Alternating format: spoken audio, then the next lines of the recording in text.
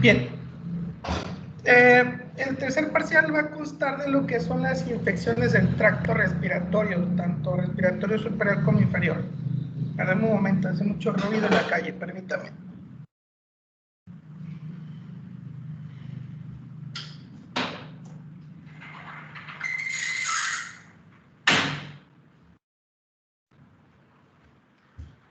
Bien, cuando hablamos de infecciones del tracto respiratorio, hablamos de hacer unos cultivos donde no siempre es muy fácil el diagnóstico.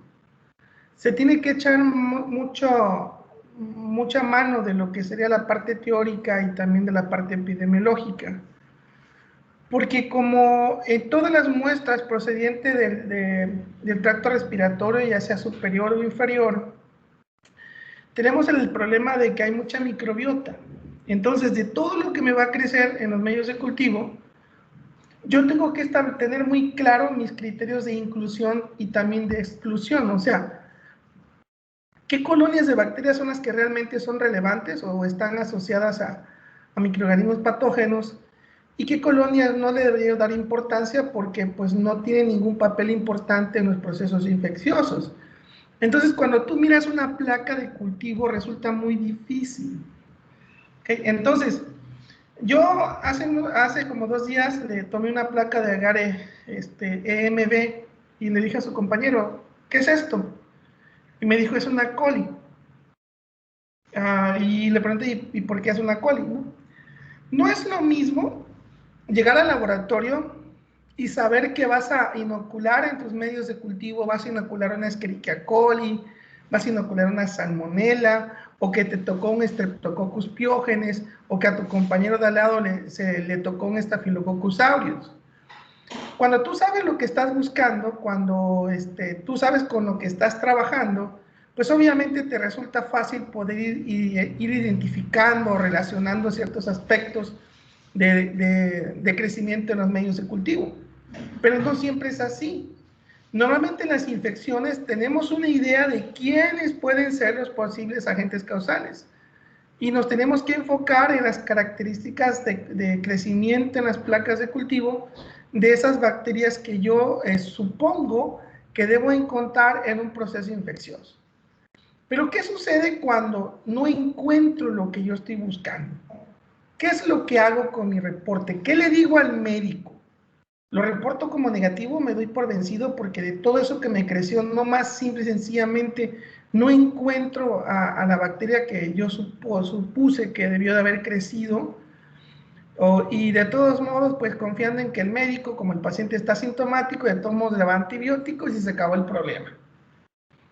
O qué sucede si realmente mi paciente no lo estoy observando o porque no lo estoy tomando en cuenta debido a que es un microorganismo que es muy inusual. Como por ejemplo, vamos a ver más adelante un ejemplo de una reciente, de un artículo que me encontré el año pasado, que me resultó bastante interesante y que comparto con ustedes al final de este tema. O de plano, mi paciente realmente no está sintomático y lo que le está creciendo en grandes cantidades en mis placas de cultivo es microbiota. Y digo que es microbiota porque no hay evidencia en mis medios de cultivo que indiquen que lo que mi paciente tiene es de etiología bacteriana. ¿Okay? Por ejemplo, ya ven que ahorita está muy de moda el COVID, ¿no? Dolor de garganta, tos, fiebre, es COVID, todo es COVID ahorita. Entonces, muchas veces la sintomatología clínica a veces puede o no correlacionar con la evidencia que yo obtengo en mis placas de cultivo y eso se torna muy problemático. A veces hasta algunos se frustran y dicen, no puede ser, no me creció nada, yo esperaba beta-hemolíticos y no hay beta-hemolíticos. Y empezamos a tratar de buscar una respuesta que pueda satisfacer mi frustración, ¿no? Entonces, no es sencillo hacer los cultivos de vías respiratorias, es uno de los cultivos que requiere mucho análisis, requiere mucha actualización también para poder establecer a qué colonias vale la pena que yo le haga identificación y qué colonias realmente no las puedo yo tomar en cuenta puesto que son microbiota normal. Bien, es bastante bastante frecuente que a veces en los aislamientos que nosotros tenemos en el laboratorio los podamos informar de manera inapropiada. Y decidimos de manera inapropiada porque a veces se terminan informando cosas que no tienen ninguna relevancia clínica y que le terminan perjudicando a mi paciente. Por ejemplo, hay casos donde, por ejemplo, hago un exudofaringio y cuando voy a revisar mis cajas de Petri veo que son colonias blancas, algunas las veo beta-hemolíticas en el agar sangre, pero entre toda la gran cantidad de colonias, la gran diversidad de colonias que tengo ahí, llego a encontrar una pequeñísima cantidad de Staphylococcus aureus o de colonias sugestivas de Staphylococcus aureus. Y cuando reviso mi agar sal y manitol, de repente veo que tengo colonias amarillas, pero tengo 3, 4, 5.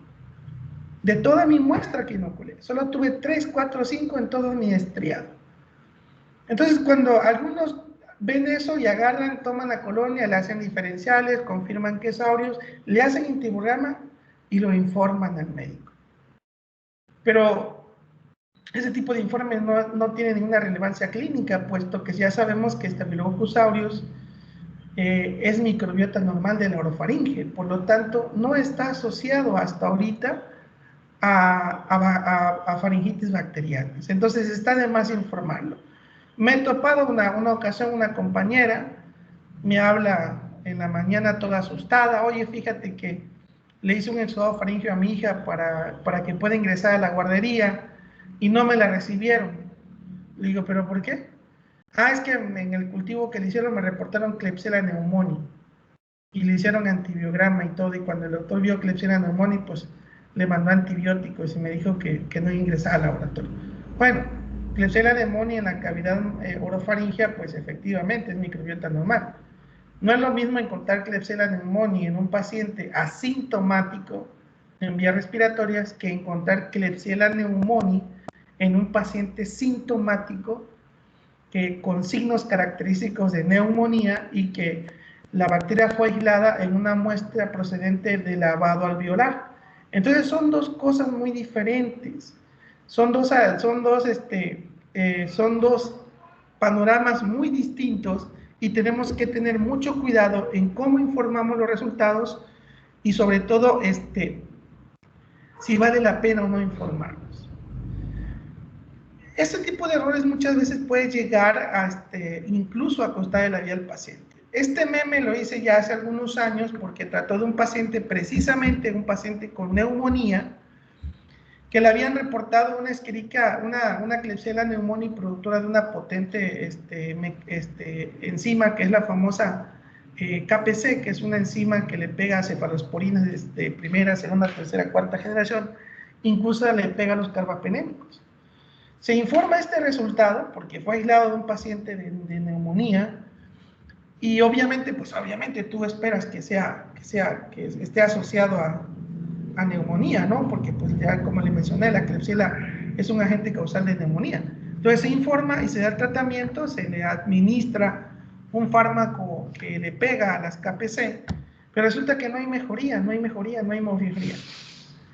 Ante la ausencia de mejoría, al paciente se le manda a hacer nuevamente un cultivo, nuevamente de lavado alveolar, y se aísla un Staphylococcus aureus productor productor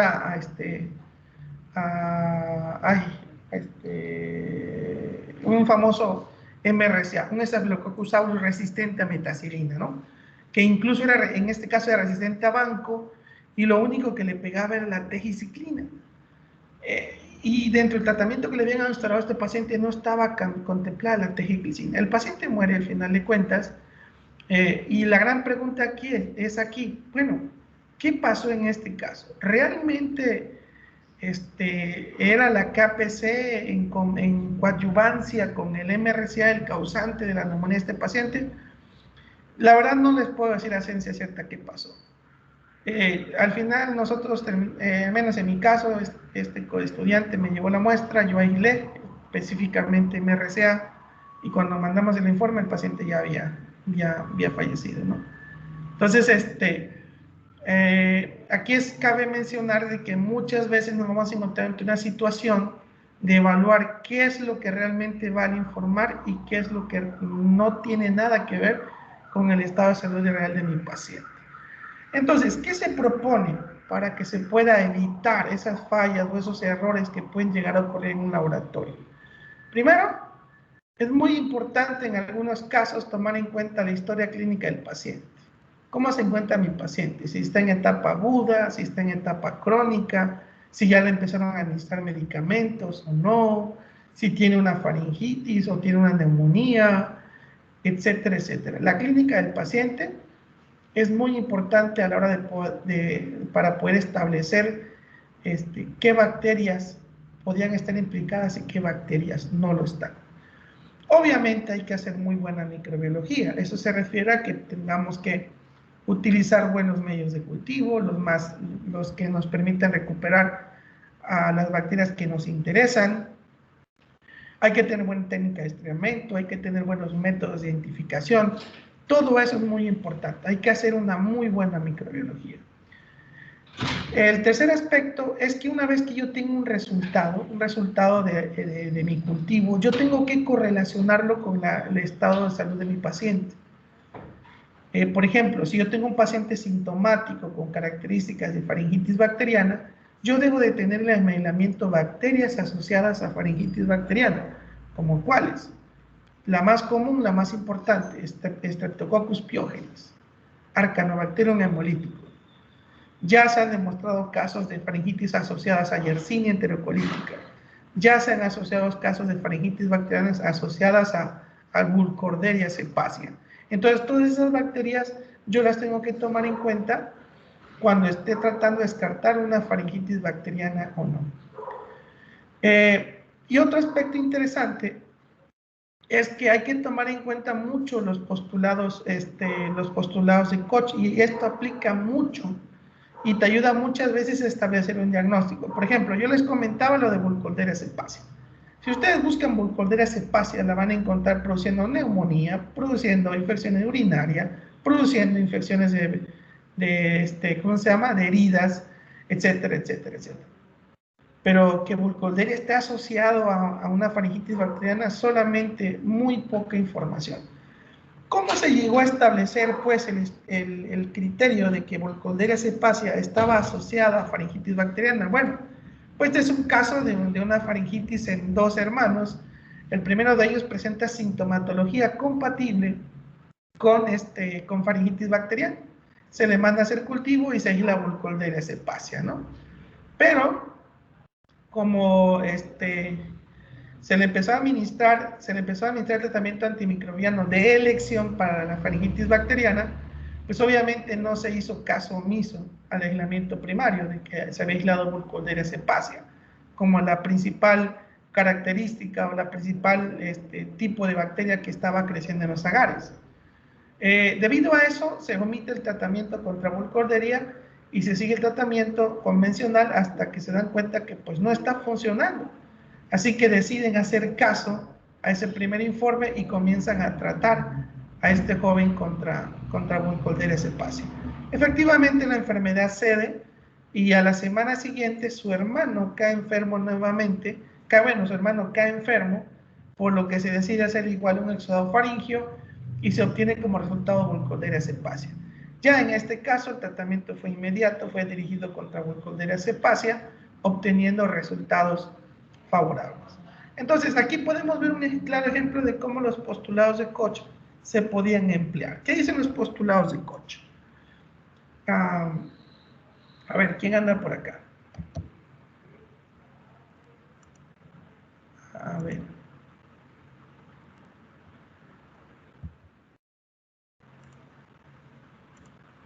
A ver. A ver, Hiroshi, ¿dónde está Hiroshi? Vamos a hablar de puerquito Hiroshi. Hiroshi a la una, ni lo veo conectado. A ver, Raúl Adrián. ¿Qué dicen los postulados de Koch, Raúl Adrián?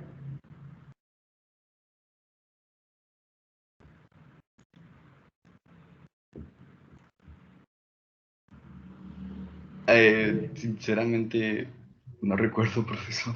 No recuerdas, no te preocupes. ¿Alguien de aquí se acuerda que dicen los postulados de Koch?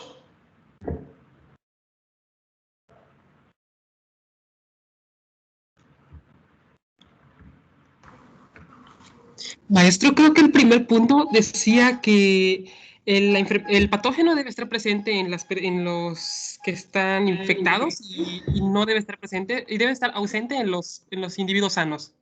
Perfecto, es el primero. O sea, es decir, si tengo un paciente sintomático, cuando yo haga mi cultivo tengo que dar una bacteria que esté asociado a un cuadro clínico, que produzca ese cuadro clínico, ¿de acuerdo? Ese es el primer postulado. El segundo dice que si yo tomo esa bacteria que yo aislé y se la prometo a un individuo que está sano, le debe de producir el mismo cuadro clínico, ¿ok?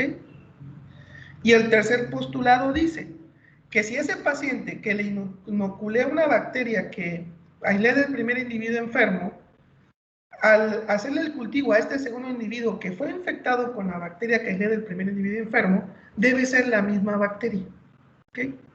Entonces, ¿qué sucedió en este caso de Burkholderia? Pacientes sintomáticos, ahí la Burkholderia cepacia. Inicialmente el tratamiento que se instaura no va dirigido contra Burkholderia. Cuando se dan cuenta que no funciona y lo tratan ya contra Burkholderia, el paciente sana. Pero su hermano, exactamente a la semana, se enferma. ¿Y qué es lo que aíslan de su hermano enfermo? Otra vez Burkholderia cepacia. Agarra al médico ya con el historial previo de que fue una infección por Burkholderia, decide tratarlo directamente contra Burkholderia. Y el paciente sana en menor tiempo. Entonces, ¿qué es lo que tenemos aquí? Un agente causal diferente a lo informado. Lo informado es Piógenes, Arcanobacterium y Yersinia, ¿ok? Pero tengo el Burkholderia cepacia. Y curiosamente los dos hermanos se enferman de la misma bacteria con el mismo cuadro clínico y la enfermedad se cura con el mismo tratamiento en ambos casos. Tal vez no es un postulado de Koch tal cual, pero aquí lo que estamos viendo en este ejemplo es que tengo dos pacientes sintomáticos del cual se aísla la misma bacteria en cada uno de ellos y que el tratamiento funciona igual en cada uno de ellos. Eso nos indica pues que esos dos hermanos estaban contagiados con Burkholderia cepacia y que la Burkholderia cepacia se puede entonces decir que produjo patología en estos dos hermanos. Entonces, hay que tomar en cuenta estos aspectos que muchas veces a lo mejor el cuadro clínico me voy a encontrar una bacteria diferente a lo informado, ¿ok? Entonces hay que tomar mucho en cuenta. Otro aspecto interesante es la clínica de mi paciente. La clínica de mi paciente es muy importante. Hay que tomar en cuenta mucho lo que conocemos como síntomas de alarma. Por ejemplo, ¿cuáles son los síntomas de alarma? Si mi paciente tiene fiebre o no tiene fiebre, si tiene o no diarrea. Y si tiene diarrea, ¿cómo es esa diarrea? Si es una diarrea acuosa, si es una diarrea con moco y sangre, si mi paciente tiene o no dolor lumbar, etcétera, etcétera. Ahí les va uno reciente. Hace como una semana, mi hermana me habla a las 3 de la mañana para decirme que mi mamá se había levantado en la madrugada a esa hora, temblando, decía que tenía frío. Y yo le dije, ¿le tomaron la temperatura? No, pero estaba caliente, ¿no? Bueno, entonces le dije, ¿y le dieron paracetamol? Sí, le dieron paracetamol. Ok, lleve en la mañana al médico para que le evalúe y para que vea de dónde viene la fiebre, ¿no? Al día siguiente llevan a mi mamá al médico. El médico le revisa la garganta y la ve inflamada y le receta lincomicina, o sea, para tratarla de una faringitis. ¿Estamos de acuerdo? Pero había un dato interesante. Mi mamá hace unos días le empezó a doler la pierna, luego las articulaciones, y hacía referencia a un dolor lumbar del lado del riñón. Tú tienes fiebre de casi 40 para estar temblando y tienes dolor lumbar, pero también tienes inflamadas las anginas, o sea, la garganta, ¿ok? Entonces, el médico, en lugar de prestar atención a lo que es el dolor lumbar, y decirle, bueno, voy a descartar mediante un cultivo, a ver si lo que tú no tienes es una piel o no. Y no, simplemente dice, tienes faringitis, le manda el tratamiento para faringitis sin hacerle cultivos, sin nada. Obviamente yo al segundo día le hablé a mi hermana para ver cómo seguía mi mamá y me dice, ¿sabes qué? Me dice, mi mamá sigue igual, sigue teniendo picos febriles altos y me dice que presenta mareos y vómitos. Y le digo, ¿y qué le dieron? Entonces a mi mamá solamente le administraron el incomicina, le administraron para el dolor y le administraron ¿cómo se llama? Le dieron para los vómitos.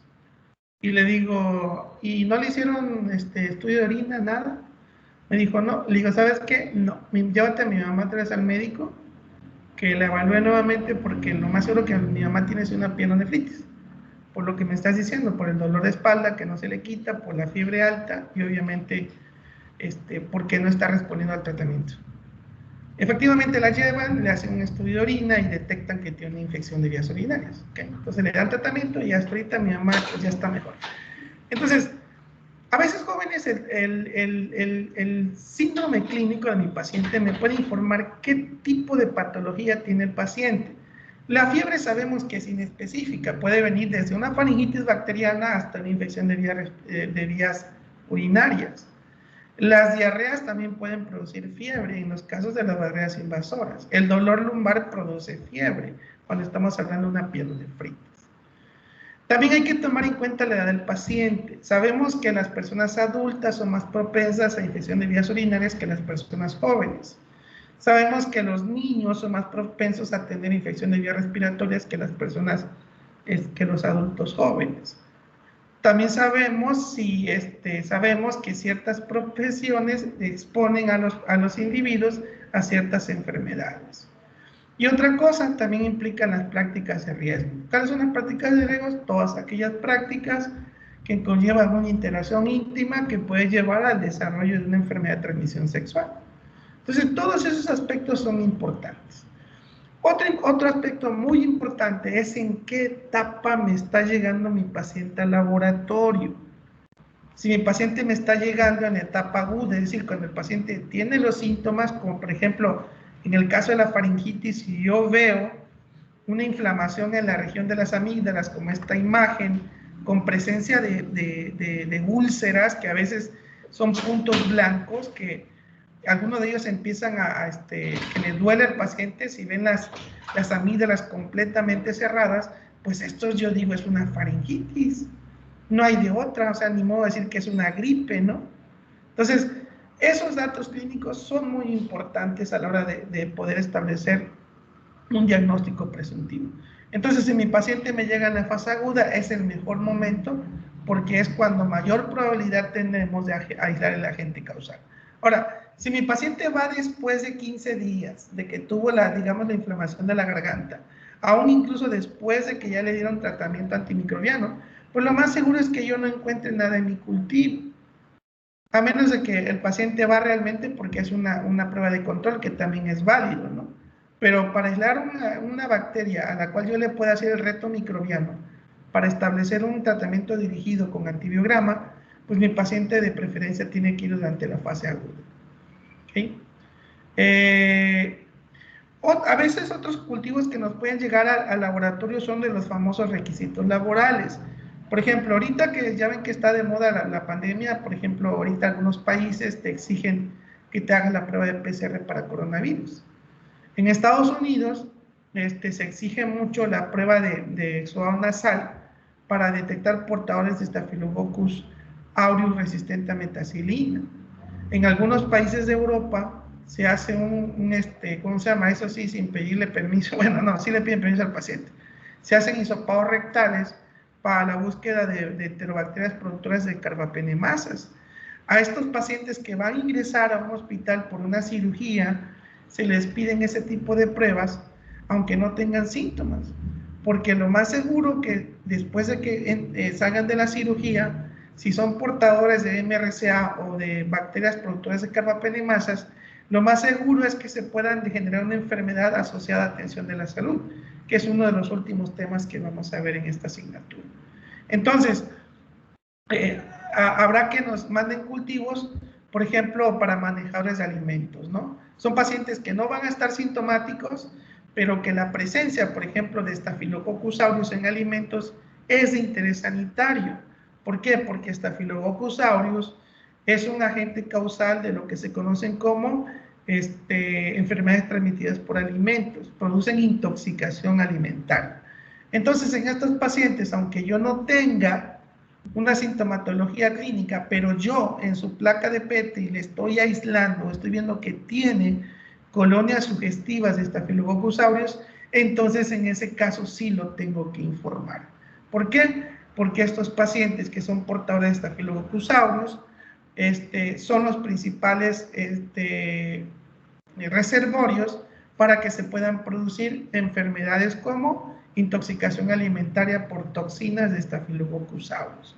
Entonces, todos estos aspectos los tengo yo que tomar en cuenta al momento de decidir si informo o no informo determinada bacteria.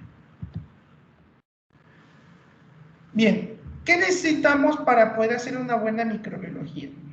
¿Cuáles son los aspectos más importantes? Primero, que la muestra sea de calidad. Eso es, no hay un trueque con referente a esto. No es lo medio tomo bien o lo tomo a ver qué sale. No, tengo que tener una muy buena toma de muestra. Segundo, tengo que tomar en cuenta las características de desarrollo en agar. ¿Y qué son esas características? La forma de la colonia, el tamaño de la colonia, si presenta una hemólisis, qué tipo de hemólisis presenta, si la bacteria creció en presencia o ausencia de inhibidores, si estamos hablando de que lo puedo catalogar como un microorganismo exigente, si fermenta o no un carbohidrato en determinado medio de cultivo. Toda esa información yo la tengo que integrar para poder hacer una buena microbiología. Tercer aspecto, la microscopía. Yo siempre he dicho que el GRAM no se debe de omitir bajo ninguna circunstancia.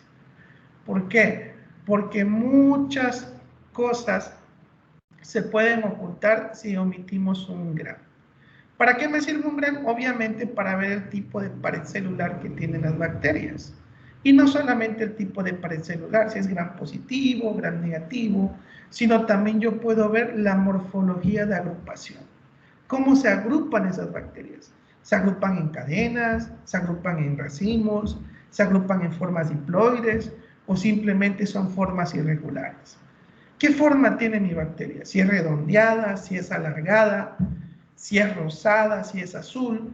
Esa información es muy importante al momento de hacer una microscopía, porque eso me corroboraría las características de desarrollo sobre el agar.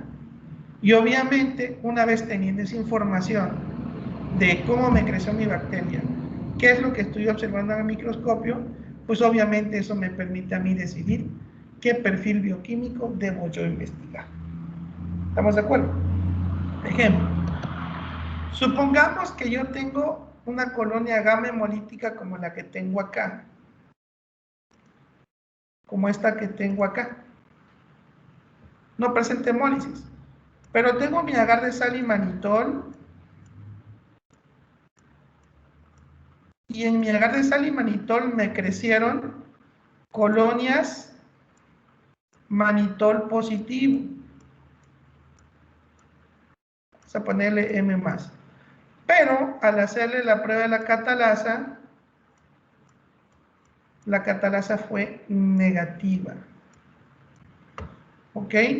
Ahora, pregunto yo, ¿qué puedo yo decir entonces de esa bacteria que me creció en agar sangre sin presencia de hemólisis, que me creció en agar sal y manitol como unas colonias pequeñas, vamos a ponerle colonias pequeñitas, que fermentan el manitol? Y al hacerle la prueba de la catalasa, pues me dieron catalasa negativa. ¿Qué está pasando aquí? ¿Mi reactivo está mal? O realmente, realmente no produce catalasa, por eso la prueba de la catalasa me dio negativo. ¿Qué puedo yo pensar de esto? ¿Cómo corroboro lo que yo estoy observando en mi placa de agar y con mi prueba de catalasa? Para empezar, ¿para qué sirve la prueba de la catalasa? Para diferenciar entre Streptococcus y Staphylococcus. Muy bien, diferenciamos a la familia Staphylococcus de la familia Streptococcus y de la familia Enterococcus. Bien, entonces, catalasa negativo, ¿quiénes son negativos a la catalasa? Streptococcus. Familia Streptococcus, ¿quién más?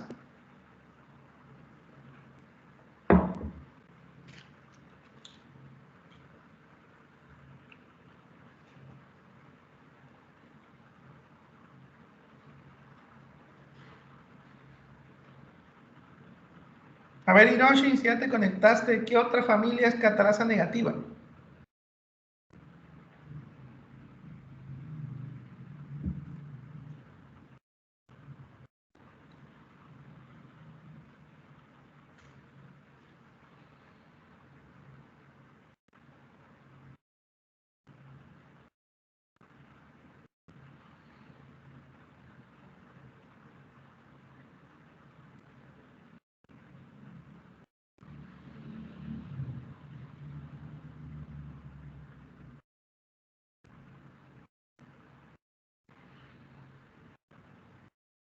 Clostridium.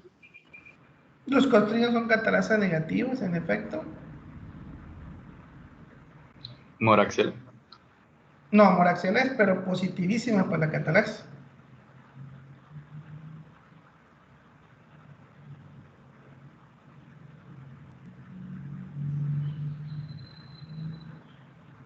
Bien. También la familia Enterococcus es catalasa negativo. Entonces tenemos aquí un detalle, ¿ok? Entonces, ¿qué pensarían ustedes de este comportamiento? ¿De quién que sospecharían ustedes? Me creció en sal y manitol, fermentando manitol con colonias muy pequeñitas, que apenas si se distinguen, y que fueron catalasa negativos. ¿Qué les estaría indicando? Esto. Acuérdense que tenemos que corroborar características de desarrollo con características microscópicas.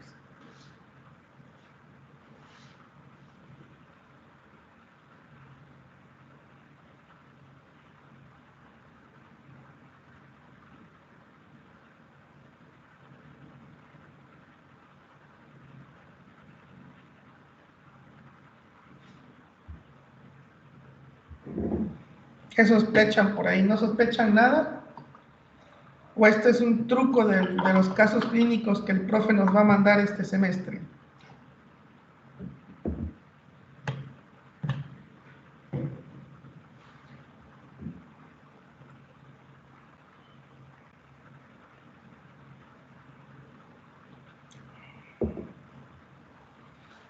Bueno, a la tinción de Gram se observaron cocos Gram positivos agrupados de forma irregular.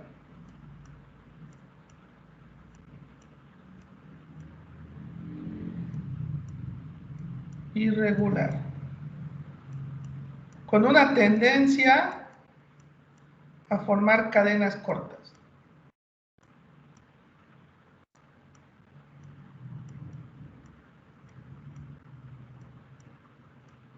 Cadenas cortas. De menos de 2 células. Perdón, de 3 células. O sea, lo máximo que tenían eran 3 coquitos. Entonces decimos que es un coco Gram positivo que se agrupa en forma regular con la tendencia a formar de cadenas cortas no mayor de 3 células. Catalasa negativo, fermentador de manitol en agarcel y manitol. Okay. ¿A quién sacamos? ¿A quién metemos? O simple y sencillamente, ese es un truco, el profe me está jugando con mi mente para reprobarme este semestre. Por el manitol podrían ser Staphylococcus. Podría, solamente que el estafilococcus es catalasa positiva. Y estafilococcus se agrupa en forma de racimos. O sea que tiene que ser un Streptococcus gamma hemolítico, ¿no? Exacto, tiene que ser un streptogama. Bueno, alguien de la familia Streptococcus, si es de la Streptococcus.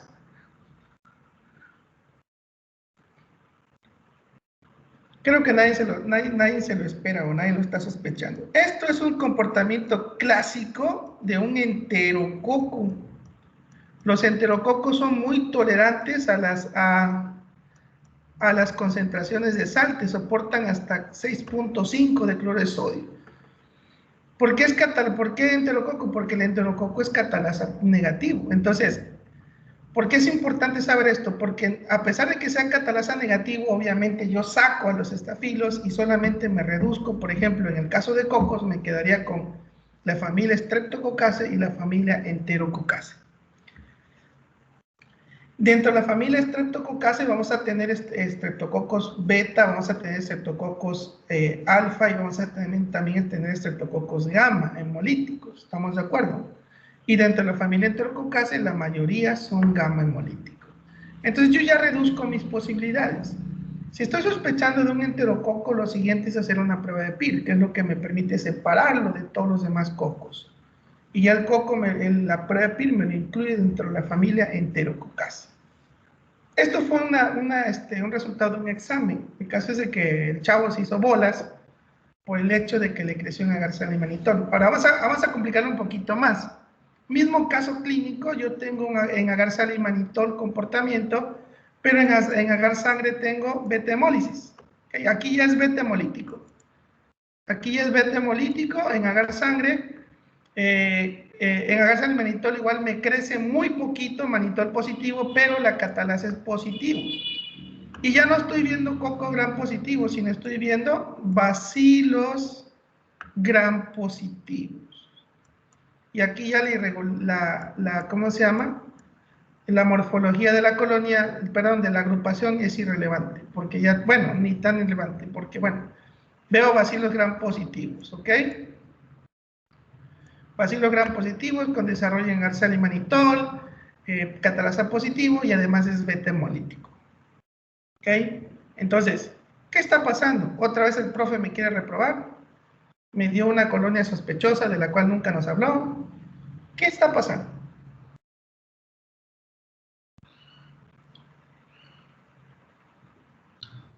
Listeria. Muy bien, es una listeria. Acuérdense que la listeria también es halotolerante, la listeria también soporta grandes concentraciones de cloro de sodio y por ende me va a desarrollar en agar-sal y manitol. Entonces, ¿cómo esperaría yo ver una listeria en la metición de Gram, además de que es un bacilo corto gram positivo? ¿Cómo lo debería ver? ¿Cómo se debería agrupar?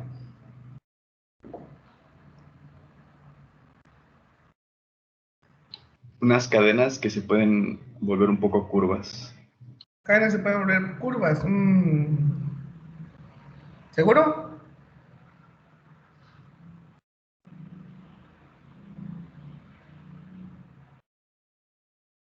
A ver, ¿alguien más por ahí? A ver, Hiroshi. ¿Ya volvió a entrar Hiroshi o nada?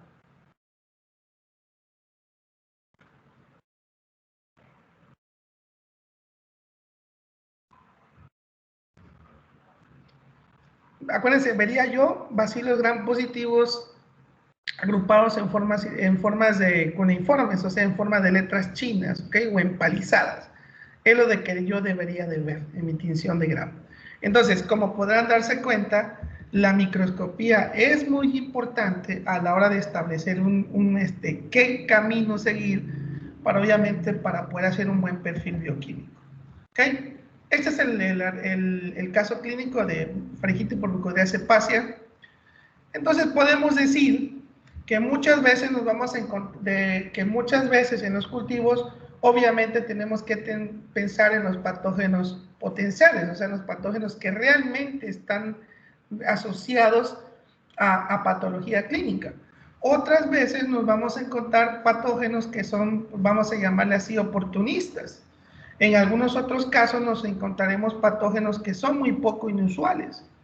Y en muy pocos casos todavía nos encontraremos patógenos que le vamos a llamar o los podemos etiquetar tranquilamente como patógenos emergentes.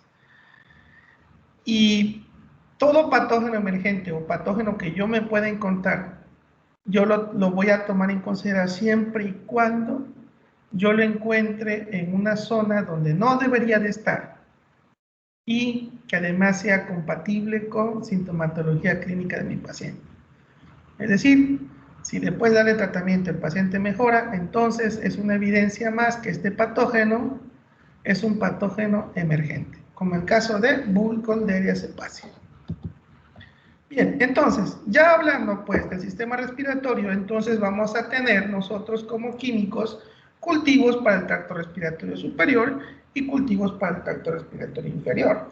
Entonces, si nos desglosamos el sistema respiratorio, bueno, vamos a tener que tomar muestras de exudados nasales, muestras de exudados faringios, muestras de lavado bronquial, de lavado bronquialveolar, cultivo de expectoración, cultivo de líquido pleural, etcétera, etcétera, etcétera, dependiendo la vía respiratoria.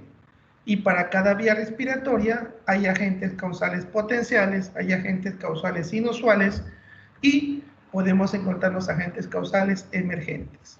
¿Okay?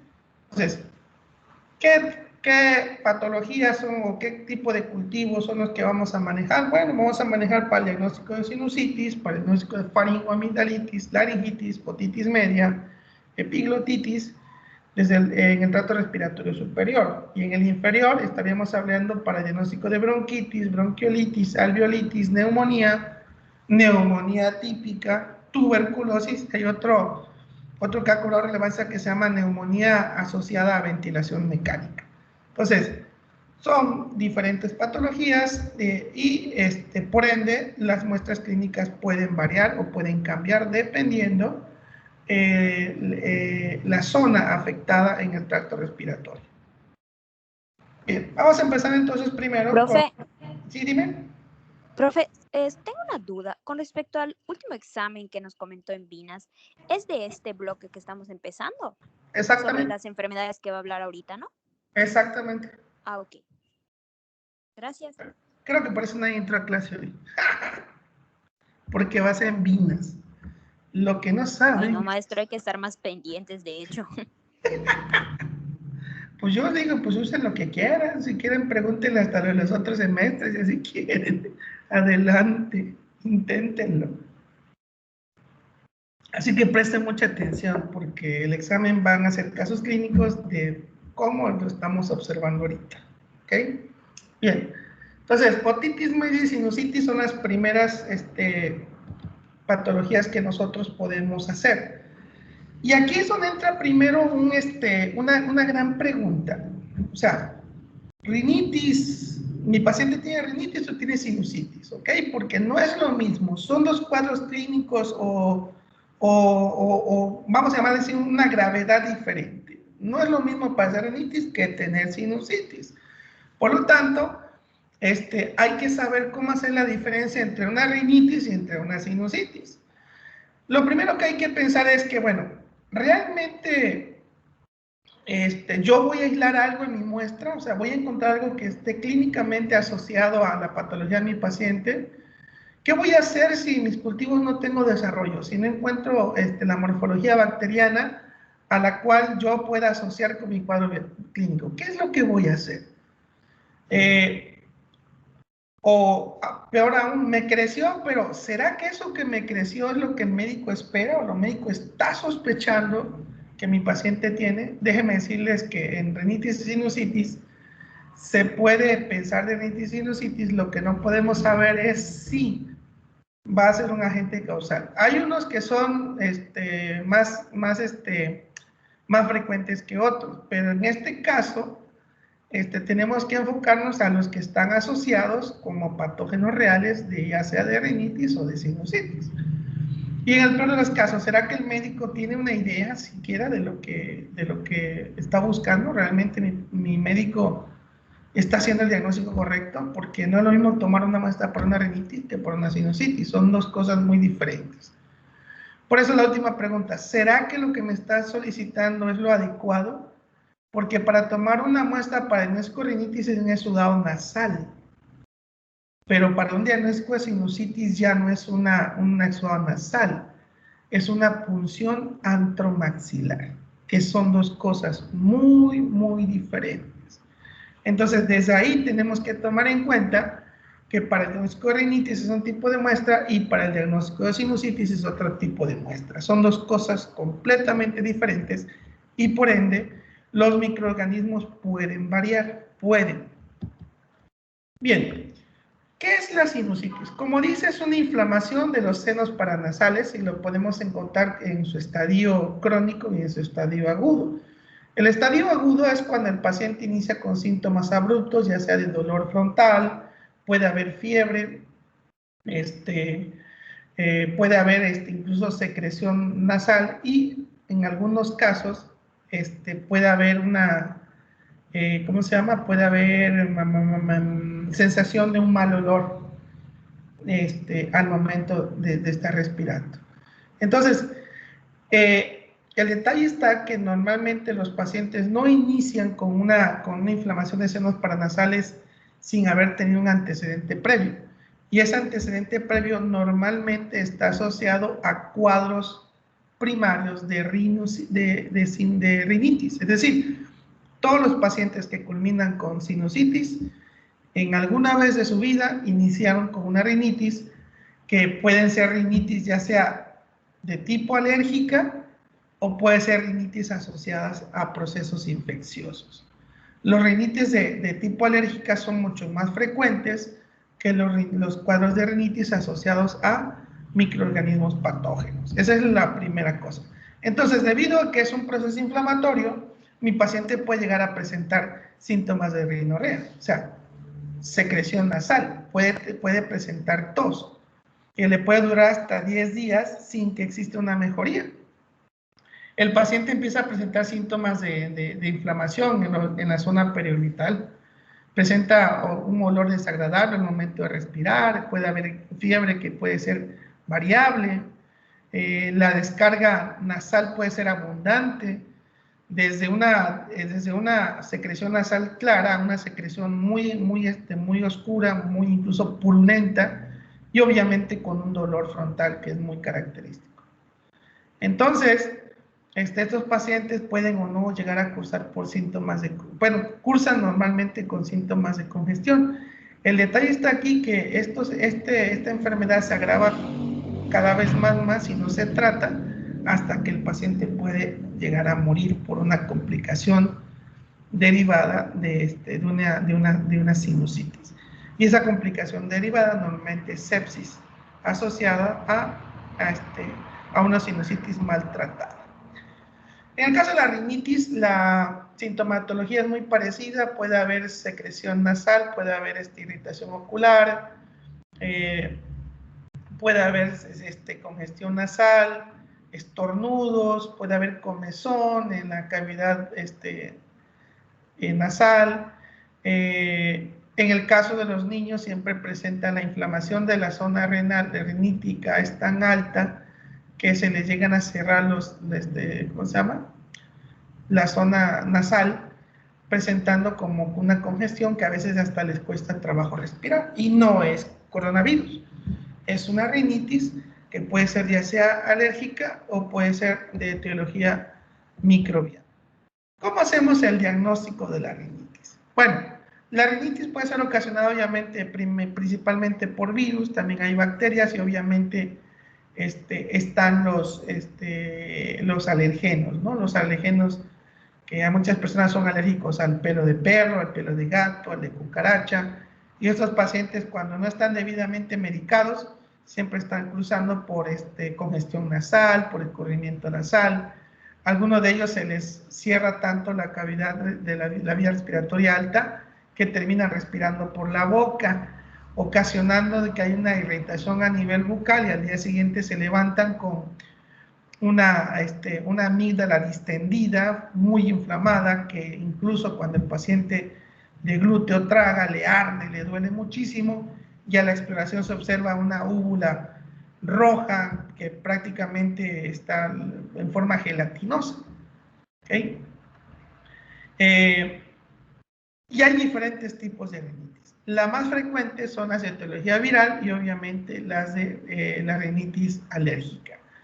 ¿Cómo hacemos el diagnóstico? ¿Cómo establecemos, cómo separamos la alérgica de la rinitis microbiana? Bueno, Obviamente, como su nombre lo dice, cuando es un proceso alérgico, tienen que haber niveles séricos de inmunoglobulina E elevados. La inmunoglobulina E es un marcador en el caso de los pacientes que cursan con un proceso alérgico.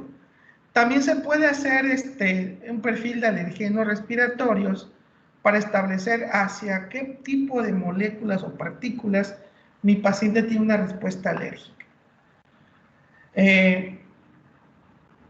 También se pueden hacer reacciones de intradermorreacción, que eso lo hace el alergólogo para establecer lo mismo que se observaría en un panel de alergenos, se confirmaría por la intradermorreacción. Hay otra prueba que no es muy complicada, pero que también es muy buena, que se conoce como eosinófilos en moco nasal. Cuando el paciente tiene una rinitis alérgica fuerte, hay eosinófilos hasta un 95% en los extendidos de conteo de células, de células sanguíneas blancas, ¿no? En el caso del moco o de la secreción que al paciente le escurre por la cavidad bucal. Y la última opción sería el cultivo para establecer si mi paciente, la sintomatología que tiene, está asociado a un patógeno respiratorio. Bien, ¿cuáles son los organismos causantes de rinitis desde el punto de vista bacteriano? Tenemos Streptococcus pneumoniae, Haemophilus influenzae, bacterias anaerobias, algunas otras especies de Streptococcus, Amoraxella, Staphylococcus aureus. Digamos que son los agentes causales más importantes. Aquí no aparece, pero yo he tenido casos, por ejemplo, de pacientes con rinitis causada por Streptococcus pyogenes. He tenido también casos de rinitis asociada, por ejemplo, a cándida, a pseudomonas. Entonces, si estamos hablando de cándida y hablamos de pseudomonas, son patógenos que son patógenos reales, son patógenos oportunistas, que también pueden llegar a producir patología en pacientes inmunodeprimidos. Muy bien. Una reciente revisión que estuve haciendo en cuanto a la sinusitis, hay algunos autores que dicen que algunas cosas han ido cambiando en los últimos años. Ellos dicen que el 60% de los casos de sinusitis están asociados a bacterias anaerobias. El 67% de los casos. En otros casos, obviamente, se reporta Streptococcus especie, bacteroides, Bellonella, Corynebacterium, Fusobacterium, Streptococcus, que producen una supuración fétida, o sea, son los que producen mal olor. Entonces, si el 67% de los casos de estos estudios que se hicieron están asociados a sinusitis por bacterias anaerobias, pues déjenme decirles que hemos estado haciendo muy malos diagnósticos en los últimos 50 años. El problema es que realmente antes el asociar a un anaerobio como agente causal de sinusitis estaba muy complicado. De ahí que el cultivo de anaerobio es un cultivo muy diferente al que hacemos normalmente. Y creo que yo les había comentado de que eso de agarrar mi frasco, meter la vela, luego taparlo y meterlo en un cobar, eso no es generar anaerobiosis. Eso es generar una atmósfera baja en una tensión de oxígeno. Una atmósfera completamente anaeróbica, tengo que utilizar un sistema que efectivamente me garantice a mí que mi sistema va a estar libre de oxígeno molecular. Entonces es un cultivo que no se hace de rutina. Y si no se hace de rutina, entonces la probabilidad que yo identifique apropiadamente mi agente causal es 67% mejor, o sea, menos según estos estudios. Y es por eso que yo les presento estas estadísticas, porque realmente yo les puedo decir que, para empezar, a nosotros en el laboratorio, ahí en la Facultad de Química, no es que no podamos hacerlo, sino simple y sencillamente cuando nos llega la orden, nos llega exudado nasal. Entonces, un exudado nasal no sirve para una sinusitis, sirve para una rinitis. Entonces, lo que nosotros hacemos en el laboratorio es un diagnóstico de rinitis, ¿ok? Que lo podíamos complementar con los eosinófilos de moco nasal, con los alergenos alimenticios. Lo que sí hacemos es la inmunoglobulina E. Eso sí lo hacemos. Pero normalmente esos estudios, el médico es quien lo debe solicitar. El médico es quien en su orden debe elaborar esos estudios para que mi paciente pueda llegar con la debida orden y entonces sí, le hagamos el conjunto de estudios que van a establecer si él tiene realmente una sinusitis o una rinitis bacteriana. Entonces, ¿cuál es la prueba o el tipo de muestra que se recomienda para el sinusitis? La punción antromaxilar, la punción de senos paranasales. Es un proceso invasivo que eso no lo hace el químico, lo hace un médico especialista, un otorrinolaringólogo.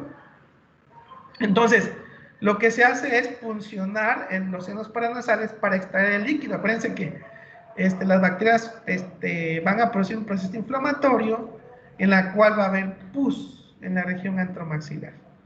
Entonces se extrae a través de una punción de senos paranasales.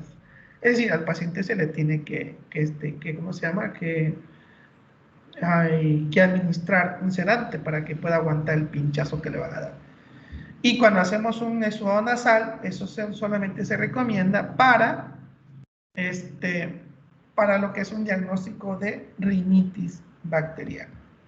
Bien, ¿cómo se toma la muestra para rinitis? Se hace a través de un hisopo nasal. No es lo mismo un hisopado nasal que un hisopado nasofaríngeo, son dos cosas muy diferentes.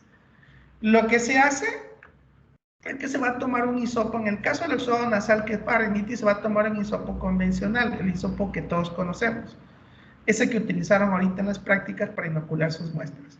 Entonces lo vamos a meter en posición vertical hacia arriba, siguiendo el cornete nasal hasta donde toque.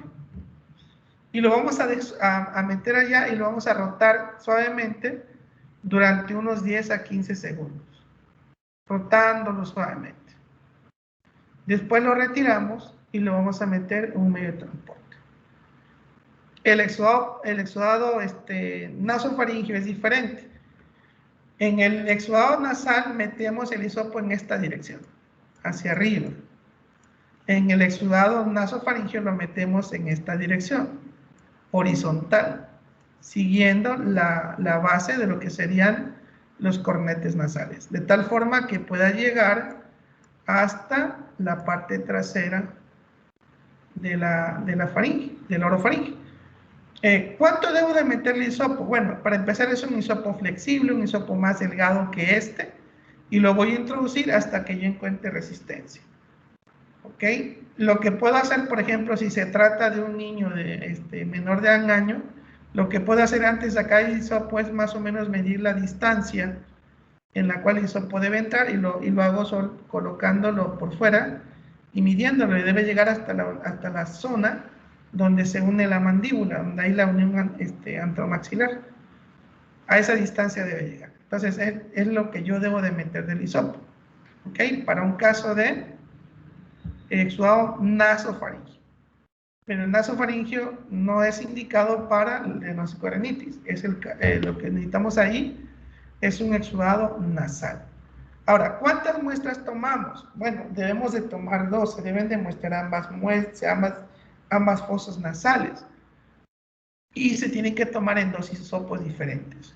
Uno lo voy a marcar como nasal derecho y otro lo voy a marcar como nasal izquierdo. Y se deben de hacer 2 cultivos, uno para el nasal derecho y otro para el nasal izquierdo. ¿Ok? Ahora, ¿para quién se debe hacer el exudado nasal? Bueno, obviamente se debe hacer para todas aquellas personas que se sospecha que tienen rinitis, o sea, que hace mucho tiempo que tiene escurrimiento nasal, tiene comezón, ya se trató contra alergias y no mejora, entonces eso se empezaría a sospechar de una rinitis de etiología microbiana. También se recomienda, en Estados Unidos lo solicitan mucho para aquellas personas que han sido expuestas a Bacillus anthracis para descartar la presencia de Bacillus anthrax. ¿Okay? También se hace para portadores de SARM y obviamente para cuando se sospecha de una rinitis de tipo infeccioso. Bien, entonces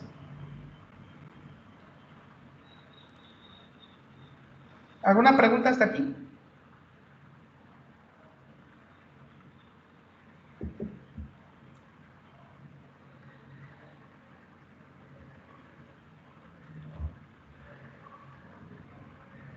No. Bien. Siguiente etiología, otitis media. Y lo mismo que sucede con la otitis, con la rinitis, también tenemos que tener muy en cuenta que es una otitis. No es lo mismo una otitis media que una otitis externa. E igual, las muestras varían mucho, tanto para una otitis externa como para una otitis media. Cuando hablamos de otitis media, hablamos de un proceso inflamatorio en la cual se ve implicado lo que sería el sistema auditivo, lo que es el tímpano, lo que es el yunque, lo que es el estribo. Esa zona se ve afectada, se ve inflamada. Esos pacientes pueden llegar o no a secretar líquido. El paciente normalmente cursa con fiebre, cursa con dolor de oído, cursa con zumbidos, etcétera, etcétera. La sintomatología es muy característica. Entonces, ¿cómo tomamos una muestra para la otitis media? Bueno, aquí va a depender mucho, porque en el oído externo también hay bacterias asociadas a otitis de oído externo, como por ejemplo pseudomonas. Cándida producen infección de otitis de oído externo. Y el oído externo es aquel que va del tímpano hacia afuera. Esta zona del tímpano hacia afuera se puede llenar de un líquido seroso que puede ser incluso purulento. Y en este caso se recomienda primero tomar un hisopo, que lo que vamos a hacer es limpiar primero la parte externa y luego introducir ese hisopo muy suavemente hasta que lleguemos a la región donde hay secreción.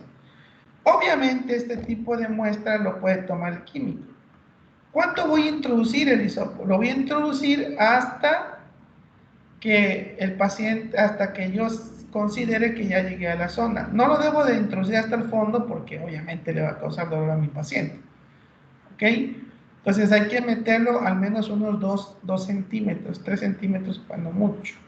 Y estoy hablando de mucho. Yo considero unos 2 centímetros cuando mucho en lo que es el oído externo. Ahora, para lo que sería la otitis media se recomienda lo que es la timpanocentesis, y que es algo muy parecido a lo que ocurre con la punción antromaxilar. La timpanocentesis ya la tiene que hacer un otorrinolaringólogo para tomar una muestra de calidad, porque lo que se va a hacer es introducir una aguja, obviamente en el oído medio, y drenar el líquido seroso.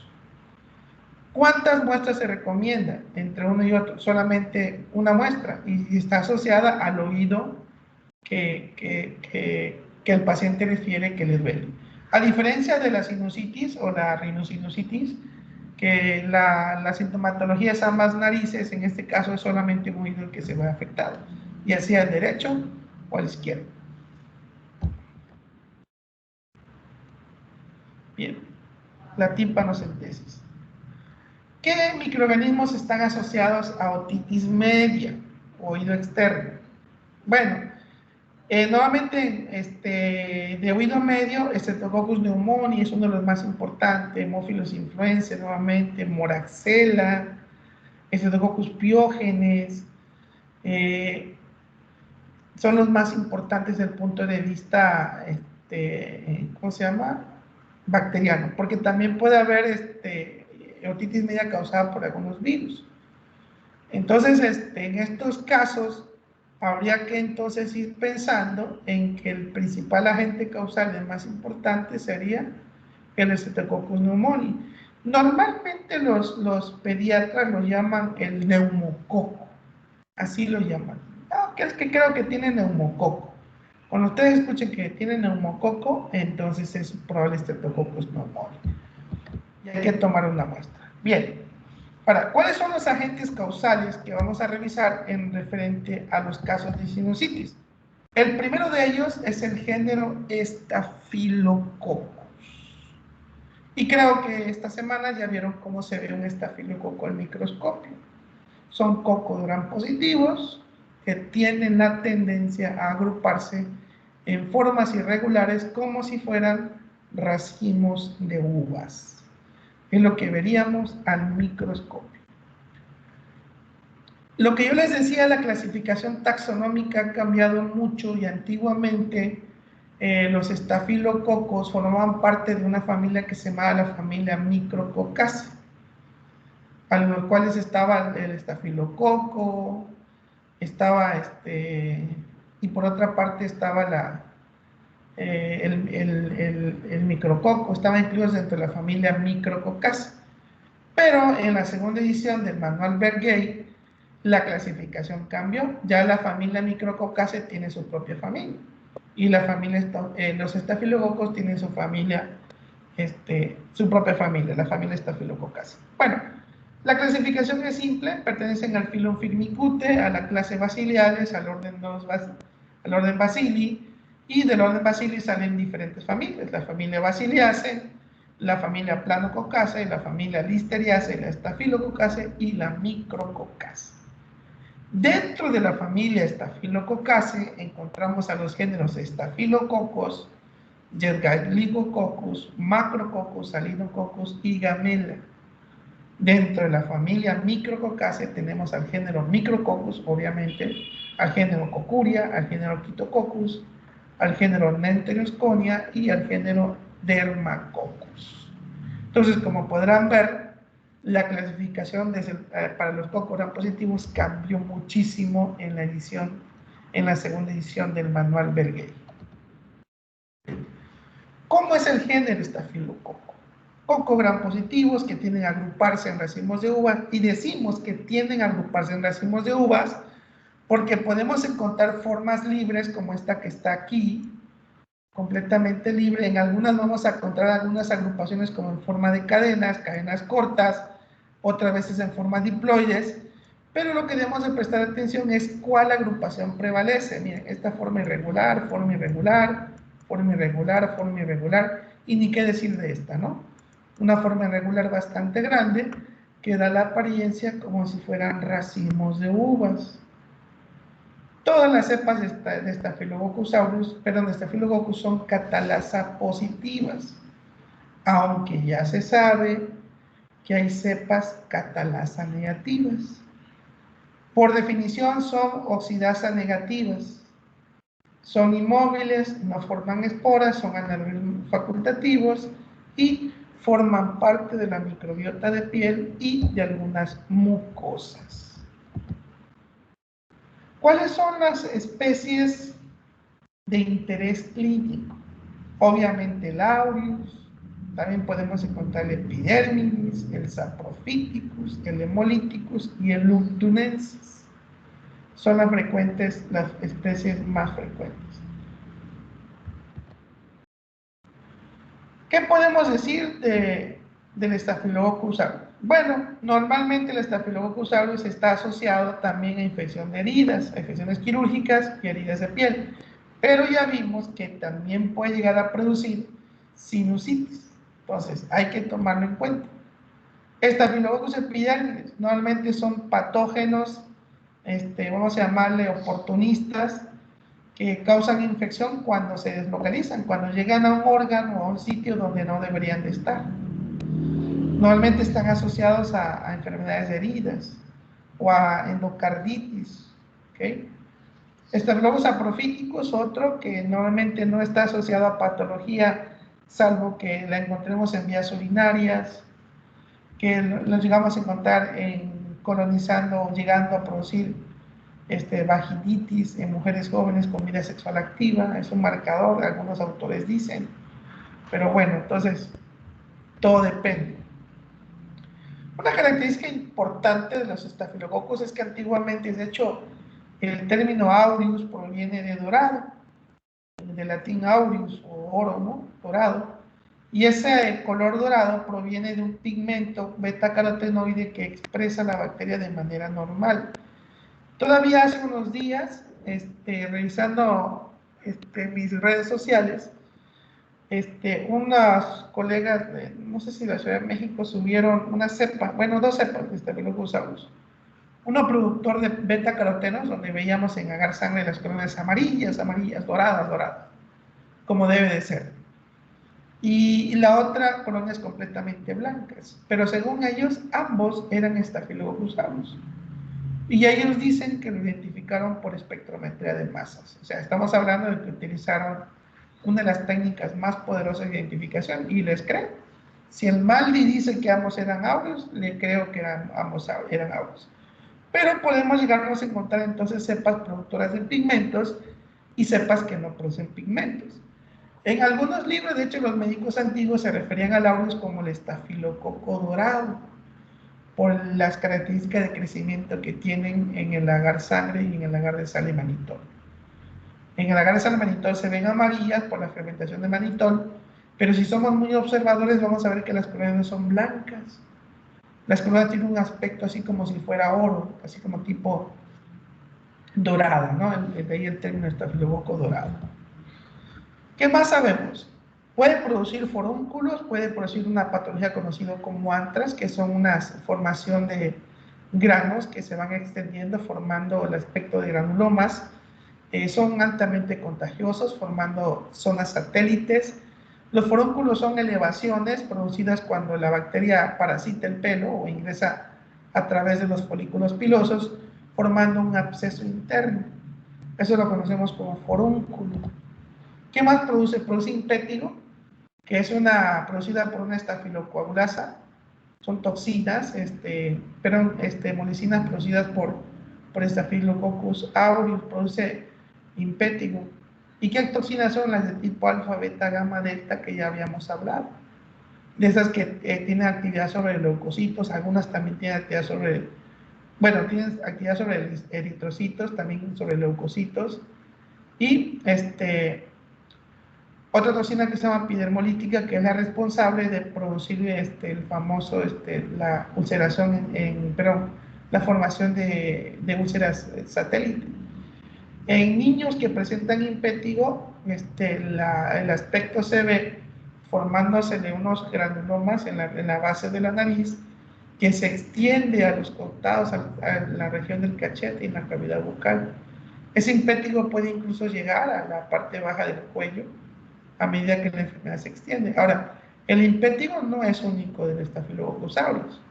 También el Streptococcus pyogenes también llega a producir impétigo. Otra enfermedad conocida como síndrome de la piel escaldada, que es producida por una toxina que se llama toxina exfoliativa. Lo que esa toxina hace es que ingresa al epitelio y empieza a producir lisis celular. Esa lisis celular empieza a romper hasta que se forma una llaga, una vesícula llena de líquido exfoliativo. Y ese líquido exfoliativo, esa película, cuando se rompe, deja expuesta la carne, ¿no? O el tejido, lo que se conoce como tejido granular, que en los casos de los niños afectados es un tejido que arde muchísimo. No sé si les ha pasado que cuando se les forma una llaguita, producto de fricción o producto de una quemadura, cuando se le revientan, cómo duele, cómo arde, ¿no? Imagínense eso. Y la toxina exfoliativa puede afectar no solamente el tronco, sino las piernas y las manos y a veces hasta la espalda.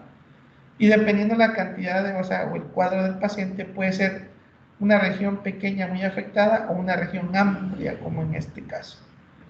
Se conoce como síndrome de la piel escaldada. ¿Qué más produce? Profe, Sí, dime.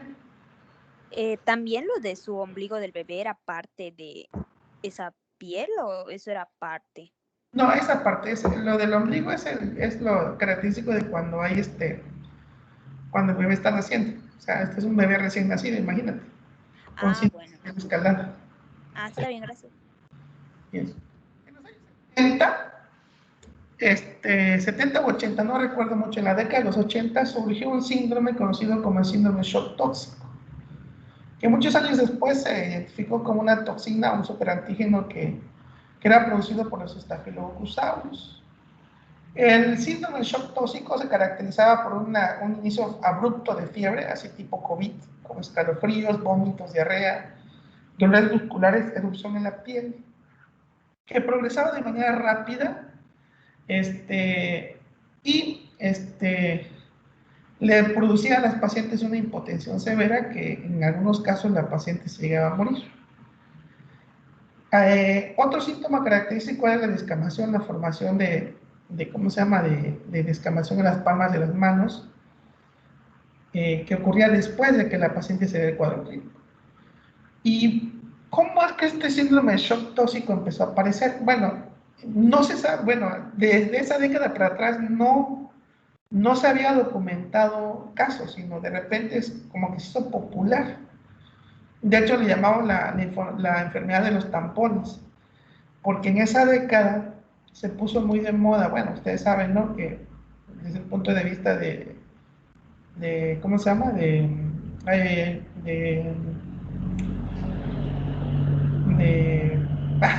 ¿cómo es la palabra?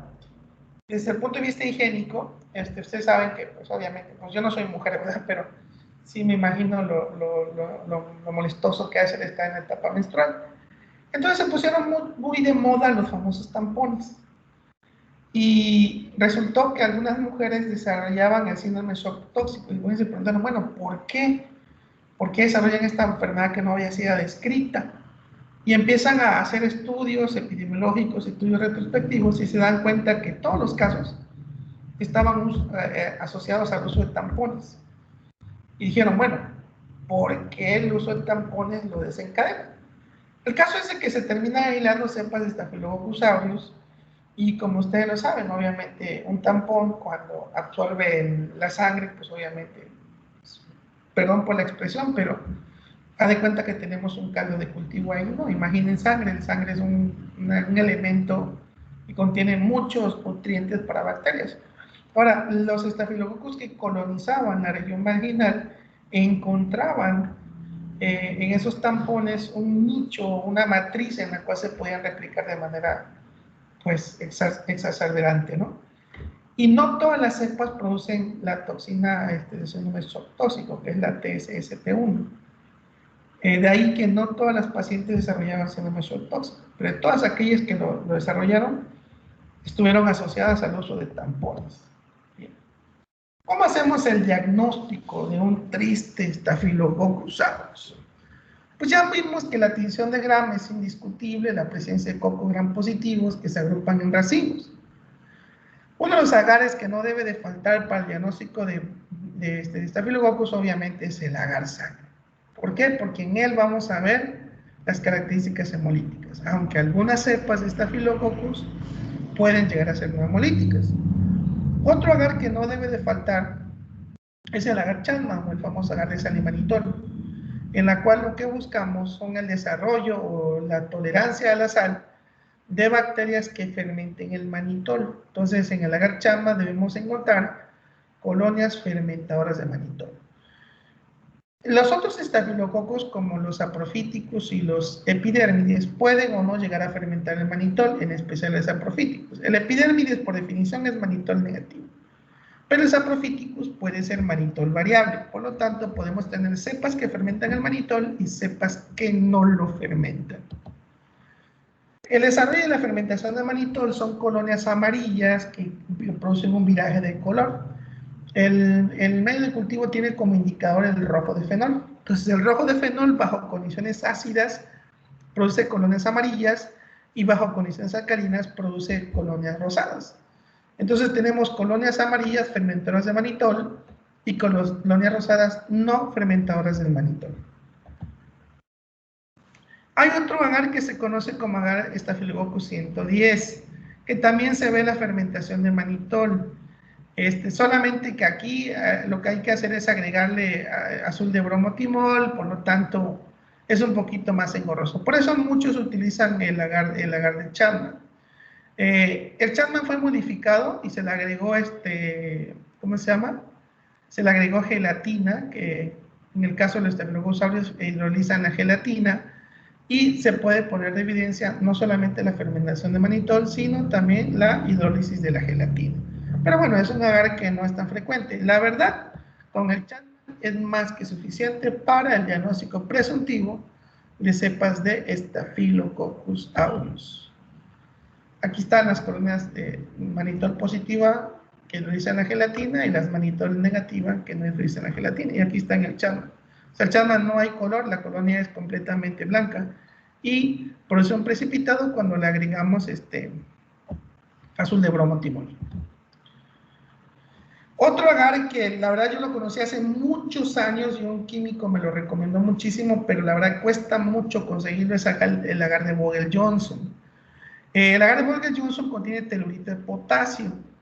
Y el telurito de potasio no solamente es un agente inhibitor de microbiota acompañante, sino que el Staphylococcus aureus lo precipita, formando colonias negras. Por lo tanto, en el agar Vogel-Johnson yo puedo ver colonias fermentadoras de manitol, pero que también precipitan el telurito de potasio, el telurito ayón telurato.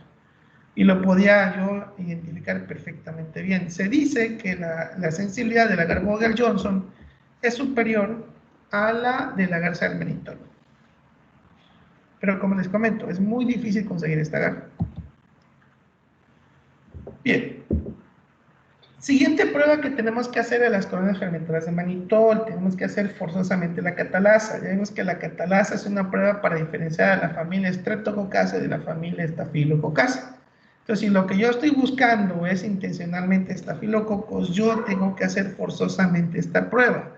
Los Staphylococcus se definen por normal en un 99% de los casos catalasa positivos. Otra prueba que yo debo de hacer es la prueba de la adeniasa. Y hay varios medios de cultivo. El famoso agar de niasa con verde de metilo y el agar de niasa con azul de toluidina. No recomiendo mucho el agar de niasa normal, el tradicional, porque la verdad es muy engorroso la diferenciación.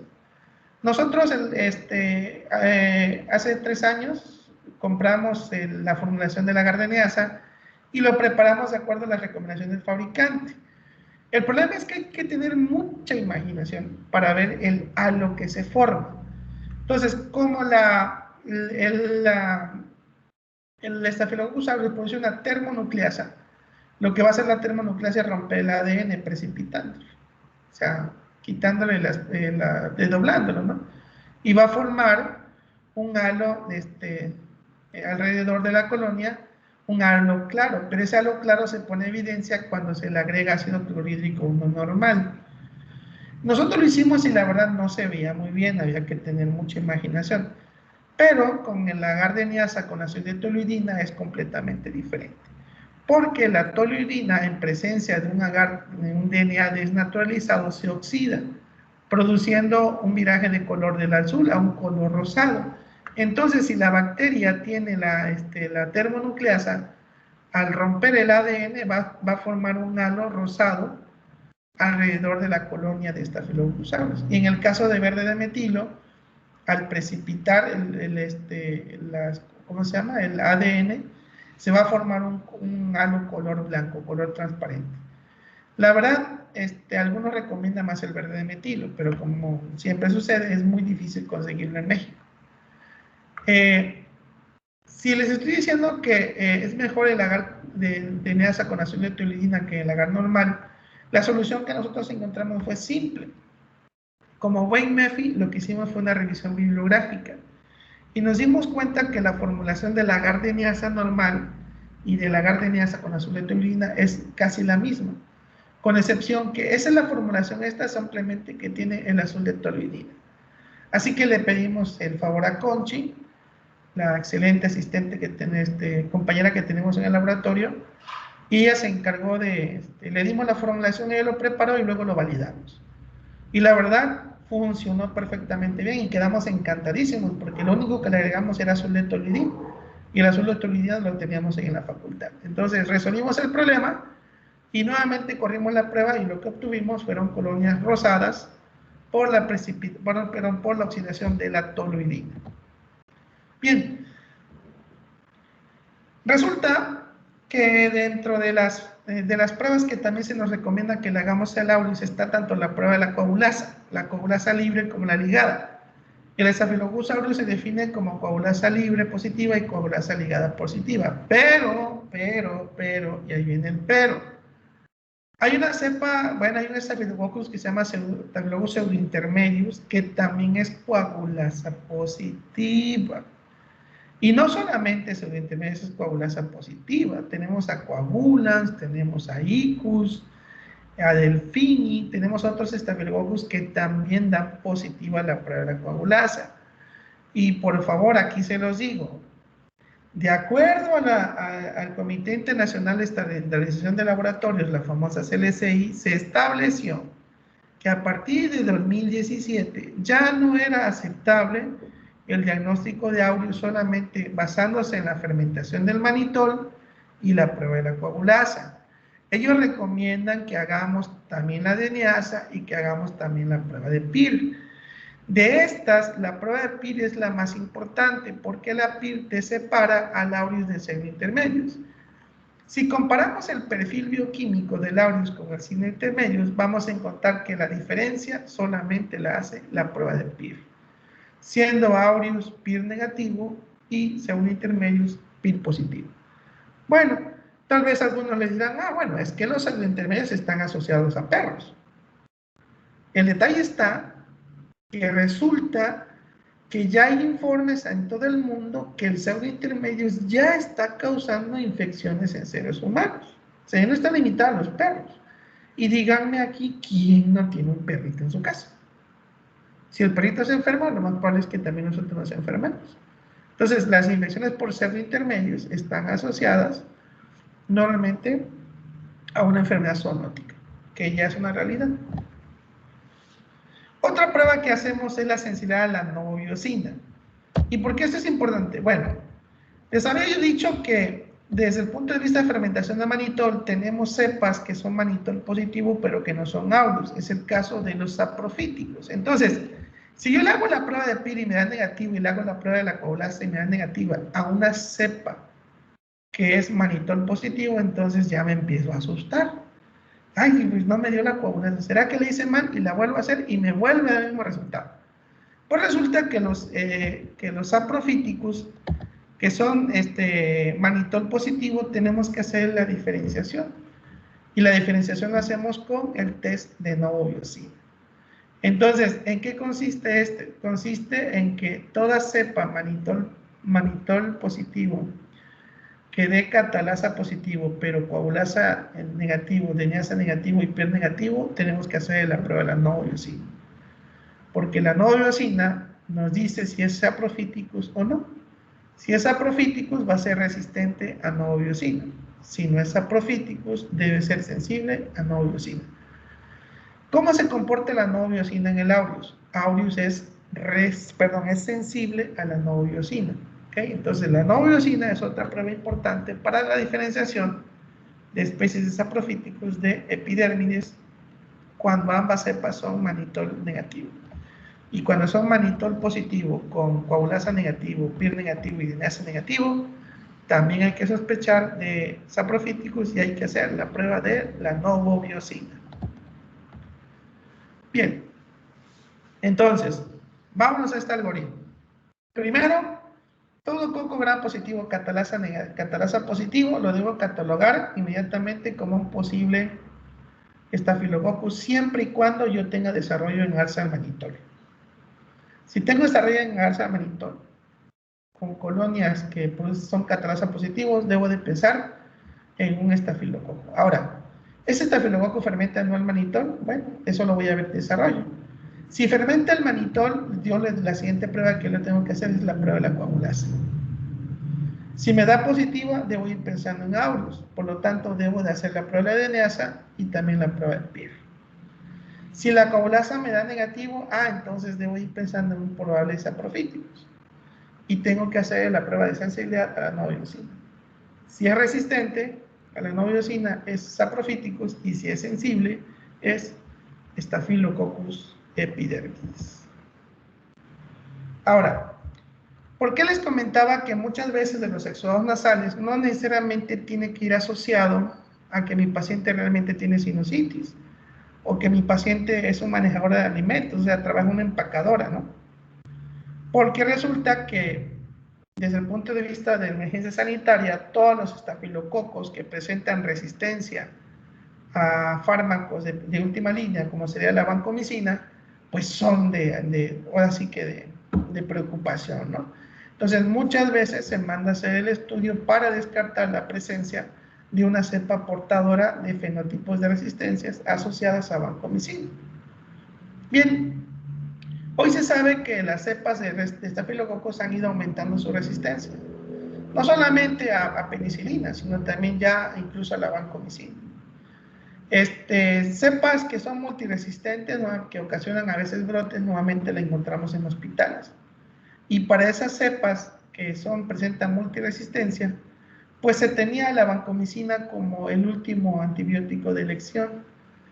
Pero resulta que aparecieron unas cepas portadoras de unos genes que se conocen como genes BAM, que van desde la A hasta la C. Bueno, ahorita hay más, creo que hay hasta BAM-G, si no mal recuerdo. Entonces, esos portadores de BAM, ya sea A, B, C, D, G, F, G, presentan resistencia a vancomicina y son de preocupación, porque si la vancomicina era el último medicamento de elección, pues ya estábamos pensando que nos íbamos a ir con San Pedro, ¿no?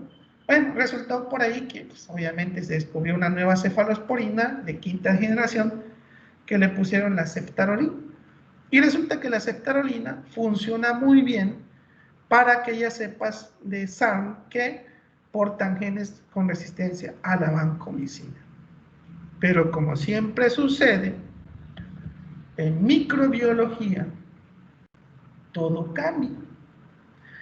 ¿Alguien vio la serie de Game of Thrones? Porque si no la vieron no le van a entender este meme.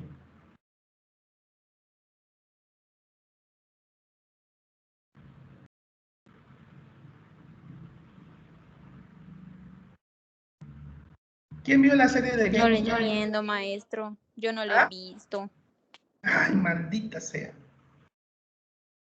Bueno, ahí les va.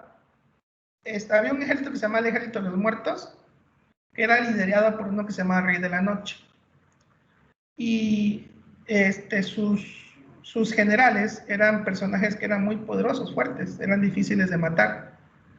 Y si ellos eran difíciles de matar, el Rey de la Noche era pues el top de todos, ¿no? Bueno, este que va aquí es un personaje muy importante en la serie, que ataca directamente a los antibióticos. Bueno, o sea, es el ejemplar, ¿no?, de cómo muere, ¿no? Entonces, ¿qué antibióticos se tenían hace algunos años para el tratamiento de las cepas de Staphylococcus resistente a metacilina? Teníamos a la vanco y a la teicoplanina. Y obviamente había uno más poderoso que era la ceftarolina. ¿Okay? Entonces, ¿qué sucedía cuando los SARM que presentaban resistencia o que le pegaban a la teicoplanina, a la vancomicina? Pues lo único que quedaba es la ceftarolina. ¿Ok? Entonces, la ceftarolina era un antibiótico que se utilizaba para pues tratar aquellas infecciones asociadas a bacterias que presentaban la variante BAM-A, que era la que daba resistencia a teicoplanina y a vancomicina. Pero de esa cepa que presentaba el gen BAM-A surgió una clona,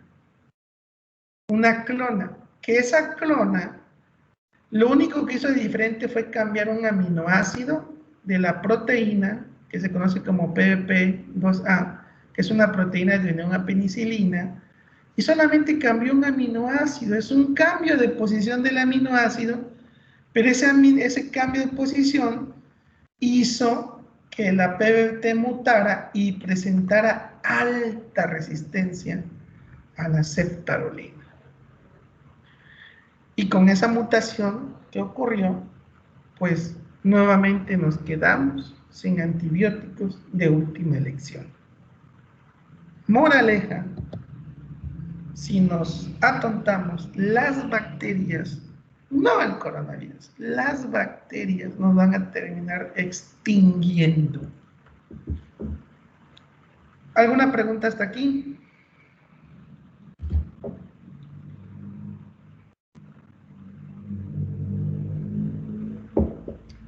Bien, jóvenes, vamos a dejarla por hoy hasta aquí. Todavía falta un chorro. Así que por favor les pido que a la brevedad posible me digan qué día podemos hacer el maratón para que podamos terminar todo lo que está pendiente.